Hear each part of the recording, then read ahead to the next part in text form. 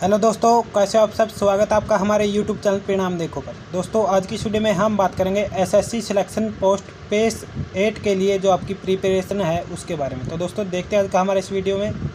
दोस्तों staff selection communication आयोग केंद्र सरकार के मंत्रालयों और विभागों में विभिन्न प्रकार के पदों के लिए यानी कि CGL CHSL सहित अन्य कई नियमित भर्ती कराता है। इन भर्तियों में जो पद शामिल नहीं होते हैं या जो पद भर्ती के लिए एसएससी के पास नियमित तौर पर नहीं आते हैं वे सिलेक्शन पोस्ट की श्रेणी में आते हैं। सामान्य भर्ती में कई प्रकार के पदों के लिए आवेदन किए जाते हैं, जबकि सिलेक्शन पोस्ट की भर्ती के पद के लिए सापेक्ष आवेदन लिए जाते हैं। कर्मचारी चयन आयोग ने सिलेक्शन पोस्ट के 8वें चरण की भर्ती करता है। इस चरण में अलग अलग प्रकार के पदों के लिए भर्ती की जाती है। सिलेक्शन पोस्ट की यह भर्ती मैट्रिक और 10+2 और ग्रेजुएशन लेवल के लिए अलग अलग पदों के लिए उम्मीदवार के लिए आयोजित की जाती है। तो इन प्रत्येक पद के लिए अलग अलग आयु सीमा निर्धारित की गई है। कुछ में यह 18 से 25 होती है और कुछ में 18 से 27 वर्ष, तो कुछ में 18 से 30 वर्ष तक की जो आयु है वो आपकी होती है। और इस भर्ती के लिए जो आवेदन शुल्क होता है वो 100 रुपये मात्र होता है। ध्यान दें कि महिला उम्मीदवारों, SC ST और दिव्यांग और एक्स सर्विसमैन के जो उम्मीदवार हैं उनके कोई आवेदन शुल्क का जो नहीं देना होता है। तो इस भर्ती के लिए आवेदन शुल्क का जो भुगतान होता है वो आपका Bhim UPI, net banking, visa, master code, Maestro, रुपए क्रेडिट कार्ड या डेबिट कार्ड या SBI की शाखाओं से SBI चालान के जरिए जो आप आवेदन है वो कर सकते हैं। दोस्तों आवेदन के लिए उम्मीदवार इसकी ऑफिशियल वेबसाइट पर जो अपना रजिस्ट्रेशन है वो कर सकते हैं। और आवेदन प्रक्रिया पूरी होने के बाद पत्रों की जो स्क्रूटनी होती है तो इसमें योग्य पाए जाने वाले उम्मीदवारों को जो CBT टेस्ट के लिए बुलाया जाता है। पद की शैक्षिक योग्यता के अनुसार ऑनलाइन परीक्षा कराई जाती है और परीक्षा जो आपकी होती है उसमें general intelligence, general awareness, basic arithmetic skill, English language के 2-2 नंबर के जो 25-25 प्रश्न है जो आपके पूछे जाते हैं। बात करते हैं दोस्तों इसके SSC एग्जाम पैटर्न के बारे में।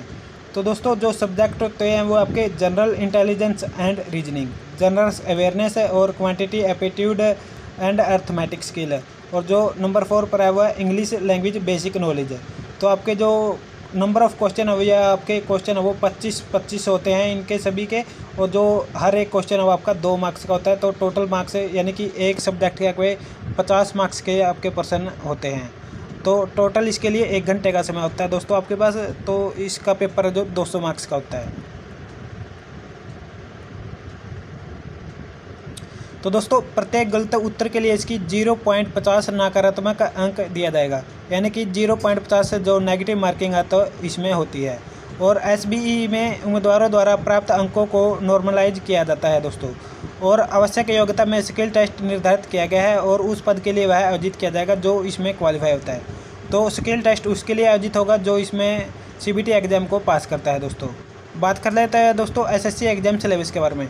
तो SSC कंप्यूटर बेस्ड CBT 1 घंटे की परीक्षा होती है जिसमें 200 अंकों के प्रश्न जो पूछे जाते हैं। प्रश्न पत्र 4 भागों में होते हैं, जैसे सामान्य ज्ञान, सामान्य जागरूकता, गणनात्मक क्षमता और अंग्रेजी भाषा यानी कि बेसिक नॉलेज। तो आपके ये 4 विषयों के जो आपके पेपर होते हैं और प्रत्येक भाग के लिए 50 अंक निर्धारित है।